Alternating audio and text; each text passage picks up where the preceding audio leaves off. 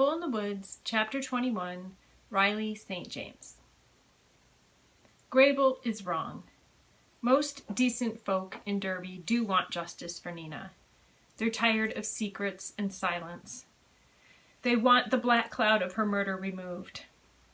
After thinking about it, however, I realize Grable and Poland are right about one thing. Re-interviewing suspects and friends will stir up a firestorm of gossip in Derby. I have to proceed with discretion. I start by retesting the physical evidence. I have the evidence sent down to the state crime lab, and I request that Maria Jimenez examine the samples because we've been friends since I started on the Detroit PD. I trust her to go the extra mile. She's also great at breaking down the science to me, which really helps when I have to testify in court and explain things to juries. Maria meets me in the lobby of the State Crime Lab on the university campus and greets me with a quick hug. "Interesting new assignment," she says, indicating Nina's thick file in her hands. "How are you holding up there in the woods? You miss the city?" "I do. It's too quiet," I say, "but I'm starting to adjust." "Any good-looking lumberjacks?" says Maria, lobbing a grin my way. "If I find any, I'll give them your number." "Please, you know I'm not picky," she teases, and motions for me to follow her into the elevator. "How about that detective up there, Grable?" "He's not too bad to look at. You want me to give him your number?" I joke back. Maria laughs. "Maybe so, maybe so." When we reach her lab, she pulls up an image on her computer screen. "I kind of hate that you had to make the long trip down because I don't have a lot of great news for you," she says. My heart sinks. I had hoped that after 30-plus years of advances in DNA science, she'd be able to offer more clarity to the case. "At least it's a nice chance to see you. How have you been?" I ask.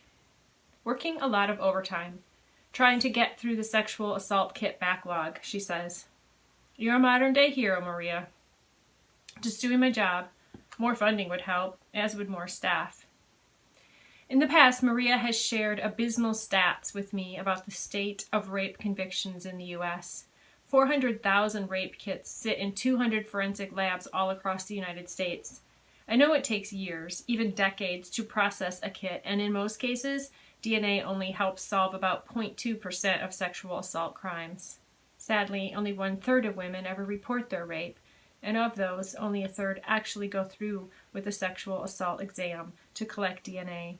And only 1% of rape kits will actually result in a conviction. Under those stats, it would be tempting to give in to despair, but Maria is a bright light of change and hope, relentless in her work as an advocate for sexual assault victims. She even volunteers at the local emergency room to assist the understaffed nursing pool process the testing of rape victims. "So what did you find?" I ask. Maria is sensitive to my disappointment as she walks me through the results in her clinical manner. "You gave me 4 samples: hair from the necklace, hair from the victim's blouse, hair from a bracelet, hair from the victim's right hand.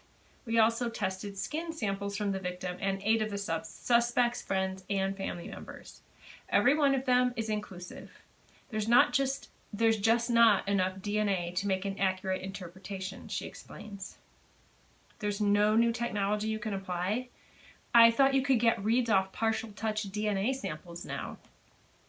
"There's a lot of new technology, but you need viable DNA samples, even if minute.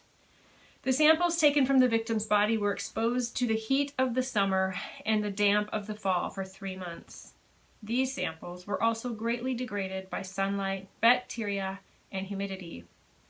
There just wasn't enough there for me to develop an accurate sequence. I'm sorry." The Newton brothers had not been included in the original DNA sampling, as they were not suspects at the time, primarily because there was no physical evidence to place them at the scene of Nina's murder. But now it didn't matter. Even if they had been part of the study, none of the DNA was readable. None of it could be matched back to anyone, even Nina's own hair samples. Maria interrupted my thoughts. "I guess you're going to have to detect this the old-fashioned way," she says. I nod and give her a smile as I try to boost my own confidence. I know better than to put my eggs in the physical evidence basket. Truth and proof are never black and white. Cases are tried and decided solely on circumstantial evidence every day. And so with this one. You can ferret this thing out. I know you, Riley St. James. This is going to be a big break for you, so don't give up, got it? Maria pats my arm. Never ever, I say, and give her a quick hug. You either. Call me any time, says Maria as she hands me Nina's file. And keep me posted on this. I wanted to treat Maria to lunch, but she couldn't fit me in. I see myself out and am crossing the parking lot when the sky unleashes a soaking shower. I tuck Nina's files in between my jacket to protect them and dash to my vehicle. I am in no hurry to make the 2-hour drive back to Derby.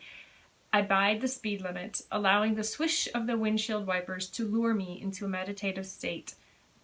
As I keep my eyes glued to the white line on the right of the 2-lane highway that snakes through the woods, clearing now and then for small towns that consist only of a gas station, liquor store, and homegrown cafe.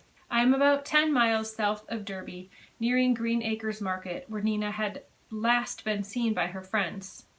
I pull in to fill my tank and take a look around.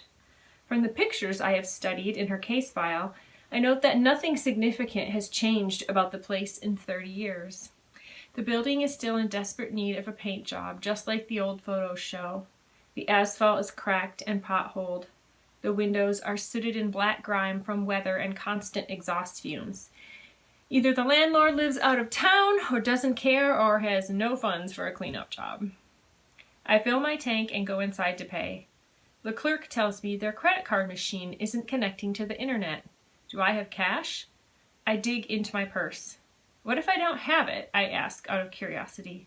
Then I guess you don't, he says, glancing to the video on his mobile screen. I pay him. I do have cash. You have a bathroom here? I ask. Behind the building. You need a key. He hands me a fly swatter with the bathroom key attached to the handle. I can make out the frayed wings of several insect victims on the head of the swatter. Gross. Thanks, I say under my breath. He doesn't even glance up as I exit. I don't actually have to go to the bathroom. I just want an excuse to look around. I'm not even sure what I'm looking for. Stalling for time before I have to go back to that vacant house with my vacant evidence results. I wander around to the back of the building and find a narrow door with the words shitter stenciled across the middle. Classy. I turn my footsteps to the gravel lot behind Green Acres, which houses a dumpster and several pieces of lawn equipment, rustling alongside a shed. Leaning against the shed are warped, weathered plywood boards. I wander over. The largest one, probably 10 by 12 feet, faces out.